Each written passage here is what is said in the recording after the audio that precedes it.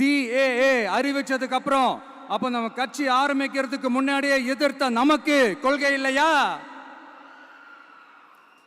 வகுப்பு சட்டத்தை எதிர்த்து உச்ச நீதிமன்றத்துக்கு முதல்ல போன நமக்கு கொள்கை இல்லையா? நீட்ட வந்தா ஒழிச்சிருவேன், நீட்ட வந்தா அழிச்சிருவேன், ஆட்சிக்கு வந்தவனே ரத்து செய்யறது நீட்ட தான், அப்படி இப்படின்னு கதையெல்லாம் விடாம கல்விய மாநில பட்டியலில் சேர்க்கணும்னு சொன்னதோட மட்டும் இல்லாம அதுக்கு ஒரு இடைக்கால தீர்வை சொன்ன நமக்கு கொள்கை இல்லையா? சமத்துவம் சம வாய்ப்புன்னு ரொம்ப ஸ்ட்ராங்கா சொன்ன நமக்கு கொள்கை இல்லையா? இப்படி கொள்கையை வெறும் பேச்சில மட்டுமே பேசிக்கிட்டு எல்லா கொள்கையும் அண்டர் கிரவுண்ட்ல அடக்கி வச்சுக்கிட்டு என்னமோ இவங்களுக்கு மட்டும்தான் எல்லா கொள்கையும் குத்தகைக்கு எடுத்த மாதிரி. இவங்க கொள்கையே கொள்ளை தானே. எப்படி? இவங்க கொள்கையே கொள்ளை தானே.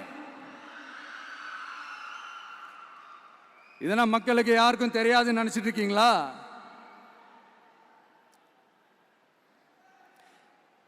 எங்க கட்சி ஒன்றும் சங்கரமணம் இல்லைன்னு சொன்னது யாரு?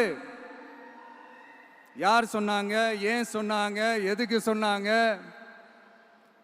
இப்போ உங்க கட்சியில என்ன நடந்துகிட்டு இருக்குது அதையும் கொஞ்சம் யோசிச்சு பாருங்க, இதையும் கொஞ்சம் யோசிச்சு பாருங்க.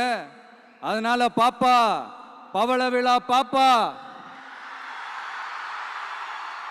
நீ பாசாங்கு காட்டாத பாப்பா.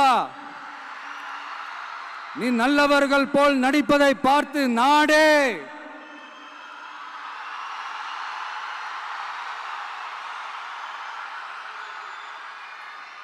பாப்பான்னு சொன்னோம். அப்ப கூட பாத்தீங்கன்னா பாப்பான்றது ரொம்ப ஆசையா பாசமா சாஃப்டா தான் சொன்னோம். அதையே நீங்க அதிர்ச்சியா எடுத்துக்கிட்டீங்கன்னா அதுக்கு நாங்க என்ன பண்றது? அதே நீங்க விமர்சனம்னு சொன்னீங்கன்னா நாங்க என்ன பண்றது?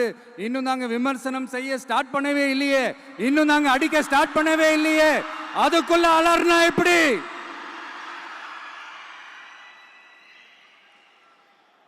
அதனால உங்க அரசவை புலவர்கள் யாராவது இருந்தாங்கன்னா கர்ச்சீஃப் எடுத்து அவங்க கண்ணீரை துடைத்து விடுங்கள்.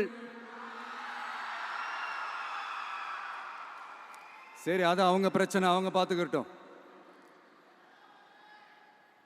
நமக்கு எப்பவுமே மக்கள் தாங்க. மக்களுடைய பிரச்சனை பத்தி பேசுறது தான். இன்னைக்கு நம்ம காஞ்சிபுரம் மாவட்டத்துக்கு வந்திருக்கிறோம். இங்க மக்கள் ஃபேஸ் பண்ற அந்த பிரச்சனையை பத்தி நம்ம பேசி ஆகணும்.